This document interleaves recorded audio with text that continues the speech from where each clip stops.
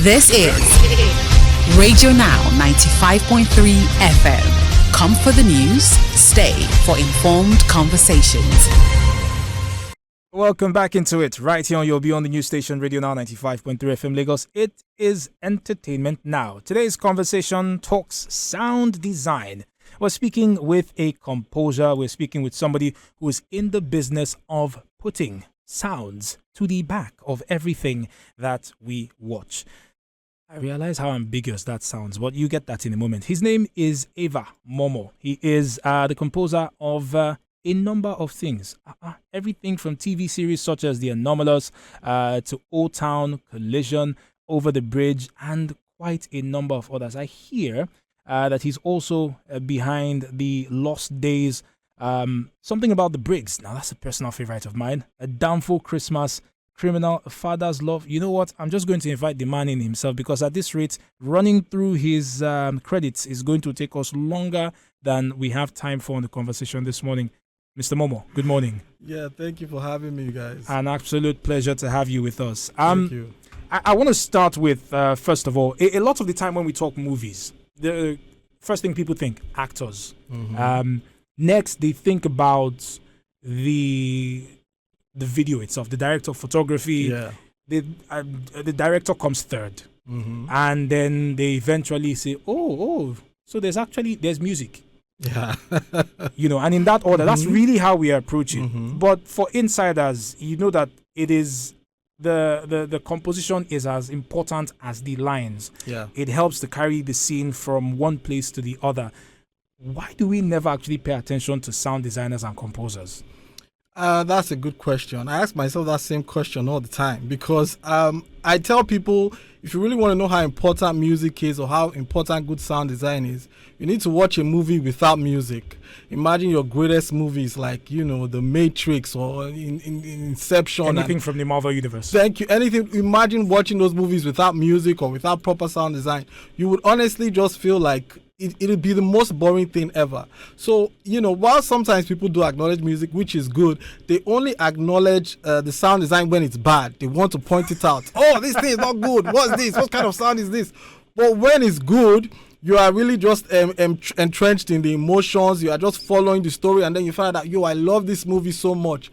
But then sometimes you often forget the important role that the music and the sound played for it to get there. It's we are underappreciated. So that's the outsider's view. Mm-hmm. Is that the same? Does the same thing happen in the industry itself? I mean, amongst practitioners, do you get overlooked by directors, screenwriters, producers? You want me to shake tables this morning? Look, it's not my fault. Actually, it was that way for the longest time. Right. I think it's starting to change now, because one of the things I say, and I say to like young composers, I say to young sound designers, it's not just mouth. Like producers used to tell me, oh man, yeah, I love sound. Sound is 50% of the picture. Like, are we getting 50% of the budget? You know what I'm saying? Like, are we even getting 10% of the budget? So I used to fight with people about that, and I used to tell guys, look, guys, the only way you actually show your appreciation for sound is by paying for it.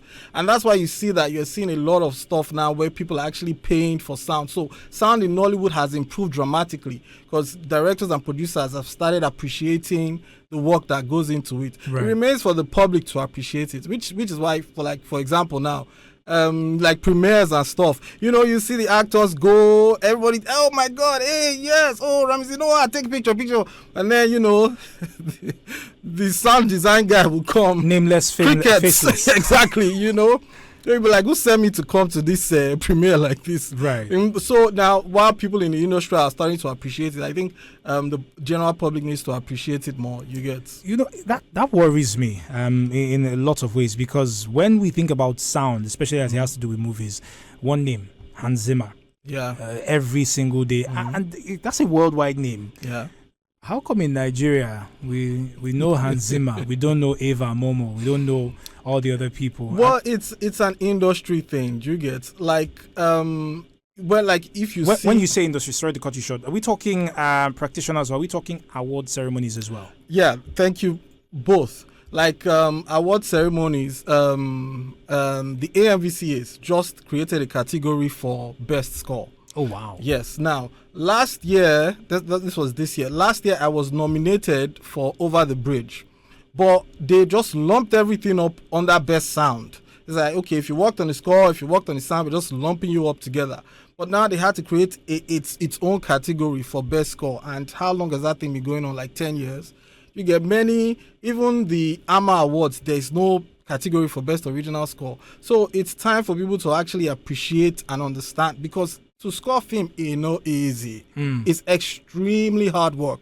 So extremely. Perhaps to help move this conversation along, can you walk us through the process from how do you even start? Do you know what you're going to do before the film is shot, or are you on set while it's being shot, or is this something where the entire movie is done and then it's put in front of you and then you have to, score the sound for it? Pretty much everything you said has applied to me. Sometimes you go on set. Sometimes you get the script beforehand. Sometimes somebody calls you out to the blue and they're like, I need music for this film. It's shot, it's done. Help me out. So what I usually do is I talk to the director to know what kind of music they are looking for. That's the most important step. Otherwise, you would do something that the director doesn't like. Doesn't mean the music isn't good. It's just not what they are looking for. So you have to talk to the director, get their ideas, get what kind of direction they want to go in, and then you spot everywhere that music is going to be, everywhere music isn't going to be.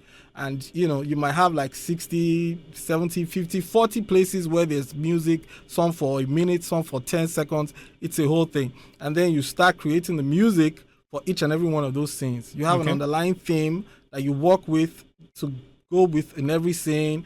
And then, usually there's some kind of build-up so that the music itself tells a story on its own. You get. Is there a difference between creating original music for a film and, say, curating music in terms of like looking at what's already out there in the market and then applying it to the film itself? Well, there is a very big difference, because when you're creating music for a film, you generally want to have, the film has to have its own vibe. Okay. You get, like, there has to be a feeling with it. And, in cases like in Inside Life, Clarence Peters' Inside Life, when I worked on that, the idea was every time you see the bad guy, you actually hear a deep voice. I got my inspiration from Mongolian throat singing, where they actually use a very deep voice. I know Mongolian throat singing. Yeah, exactly. So every time the bad guy is on screen, you hear that. You get it kind of resonates through the movie towards the end. But when you're curating music for a series or something that it's pretty much what works in terms of like Africa Magic telenovelas. Now they're doing 130 episodes. I've worked on a bunch of them. So what I do is I just create a bunch of music that just kind of fits in the vibe. Because it's every day, I can't score every single episode. So as the editors work on it, they just take from the bank of music. And you can't be in control of what they use. Sometimes they use what you will have used. Sometimes they don't, but you can't get mad about that. Right. Yeah, so the process is different depending on the project and depending on what is required. Okay. So how does somebody get into this line of work for movies? And I asked that because we're not going to name names, but there's a certain organization that has a thingamajimmy coming up this year. And I was looking through, master classes and stuff. I don't think I saw sound design. Do you need a music ear to get into sound design? Because I think I'm tone deaf. No, I tell people all the time, you don't need a music ear to get into sound design. Like, just to get into it, you don't even need... this is going to be controversial. You don't even need a music ear to get into music. You get, like, you're going to have to explain that one properly. Okay, like, one of the early movies I did was a movie called... with Omoni Obole. I've actually even forgotten the name. I've forgotten the name. It was a horror movie. I think it was Omoni Obole and Ramsey Noah. So then I realized that the score of that movie was basically just sounds. You get, like, weird, scary sounds. And then I realized what is a key, what is a skill. I didn't need it. Didn't need that for the score. So if you want to actually get your foot in the door, you can find out there are ways around it. I think Trent Reznor and Atticus Ross, they won an Oscar for The Social Network. They did a score for a movie starring Michael Fassbender. I think it was called The Killer. The score for that movie is just weird sounds. You get, but somehow it's musical, somehow it works.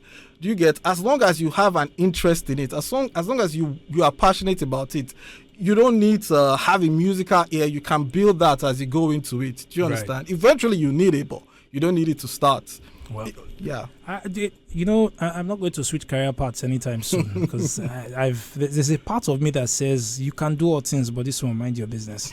Ava Momoh, thank you so much for being with us in this conversation. Lagos, Nigeria. Our guest, Ava Momoh, is a sound composer and sound, if you want, sound designer. Sound designer, music composer, yes. Right. He's been on a number of films, everything from The Johnsons, the TV series The Johnsons, to Now That We're Married, Masquerades of Aniedo, Over the Bridge, Offshoot, It Blooms in June, amongst a host of others.